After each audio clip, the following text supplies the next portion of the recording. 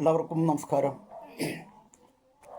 ലോകപ്രശസ്ത എഴുത്തുകാരൻ, അറേബ്യൻ എഴുത്തുകാരൻ ഓർഹൻ പാമുക്കിൻ്റെ വിഖ്യാതമായൊരു നോവലുണ്ട്. മൈ നെയിം ഈസ് റെഡ് എന്നാണ് ആ നോവലിൻ്റെ പേര്. അതിൽ അദ്ദേഹം അറേബ്യൻ ചിത്രകലയുടെ ചില സവിശേഷതകളെക്കുറിച്ച് പറയുന്നുണ്ട്. അറേബ്യൻ ചിത്രകല അടുത്ത കാലം വരെ ക്യാൻവാസിൻ്റെ നടുവിൽ ഒന്നും വരയ്ക്കില്ല, ചുറ്റും മാത്രമേ അലങ്കാരങ്ങൾ എന്ന രീതിയിൽ വരയ്ക്കാറുള്ളൂ. നടുവിൽ ശൂന്യമാക്കിയിടും. കാരണം അവർ പറയുന്നത് നടുവിൽ അത് ദൈവത്തിനുള്ളതാണ്, അഥവാ സർവശക്തനുള്ളതാണ്. അപ്പോൾ ഈ സർവശക്തൻ്റെ സ്പേസാണ് നടുഭാഗം. അതുപോലെ നമ്മുടെ സിനിമാ സ്ക്രീനിനും ഒരു സെൻട്രൽ പോയിൻ്റ് ഉണ്ട്.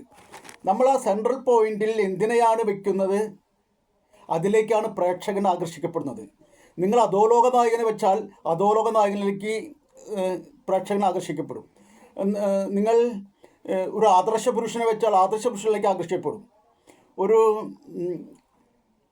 ക്രൂരനായ സൈക്കോയെ വെച്ചാൽ സൈക്കോയിലേക്ക് പ്രേക്ഷകർ ആകർഷിക്കപ്പെടും. അത് ഈ ക്യാൻവാസിൻ്റെ ഒരു ആകർഷണ ബിന്ദുവാണ്. ആ ബിന്ദുവിൻ്റെ ഒരു പ്രത്യേകതയാണത്. നമ്മുടെ കണ്ണിൻ്റെയും മനസ്സിൻ്റെയും പ്രത്യേകതയാണ് ഈ നടുവിൽ എന്താണോ അതിലേക്ക് ആകർഷിക്കപ്പെടുക എന്നുള്ളത്. നമ്മുടെ ഫോട്ടോയിൽ നടുവിൽ ഒരാൾ എന്നാൽ അതിലേക്കാണ് പ്രധാനമായിട്ട് ആളുകൾ നോക്കുക. അതുകൊണ്ട് തന്നെ നമ്മുടെ സൂപ്പർ താരങ്ങൾ സിനിമകൾ സ്വീകരിക്കുമ്പോൾ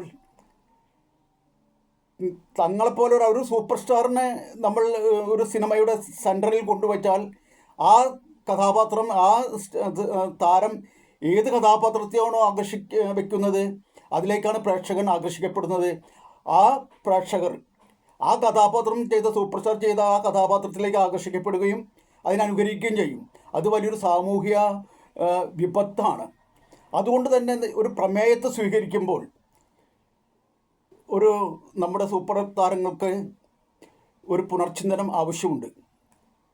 തങ്ങളൊരു സമൂഹം മുഴുവൻ ആരാധിക്കുന്ന ആളുകളാണ്, തങ്ങളെ നോക്കുന്ന വലിയൊരു ജനക്കൂട്ടമുണ്ടെന്നുള്ള ധാരണ സൂപ്പർ താരങ്ങൾക്ക് വേണം. നമസ്കാരം.